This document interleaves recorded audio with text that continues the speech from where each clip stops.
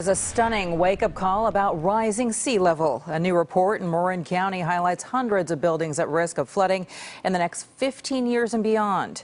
KPIX 5's Melissa Caen is live in San Rafael's Canal District, an area that could be underwater in the not-too-distant future. Melissa?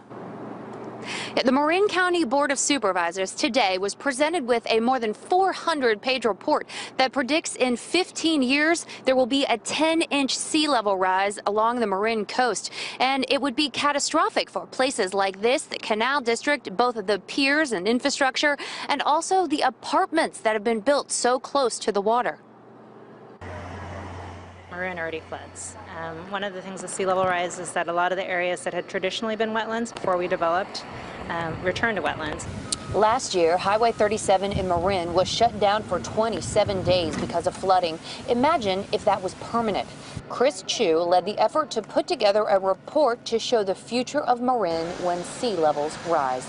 In summary, it's really just a catalog of all of the impacts. According to the report, in just 15 years, areas including Belmorin Keys, Santa Venetia, San Rafael, and Green Bay will have to deal with 10 inches of sea level rise. So there's a lot of areas that involve residential neighborhoods that are going to be impacted.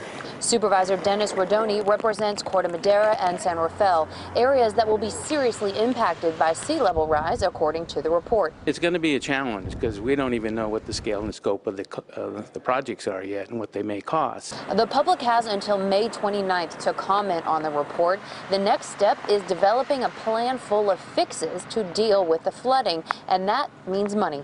This is likely to be a very expensive proposition for everyone involved. Jack Liebster leads the Marin Community Development Agency. Last year, Bay Area voters approved Prop AA, a parcel tax to fund Bay restoration, and that will be one of several funding sources needed to pay for these fixes.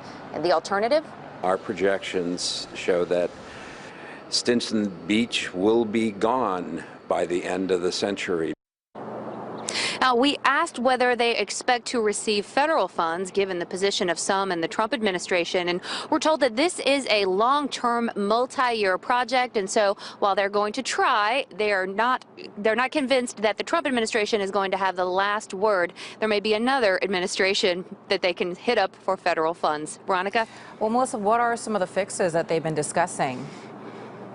Well, some of the things we heard today are horizontal levees or even pumps that are actually drilled into the ground that can pump some of the floodwater out. Also turning some of the wetlands that were turned away from wetlands back into wetlands to protect certain areas. I can tell you, though, nothing is off the table. All ideas are welcome. Back to you. All right, Melissa Caen live in San Rafael. Melissa, we appreciate it. Thank you.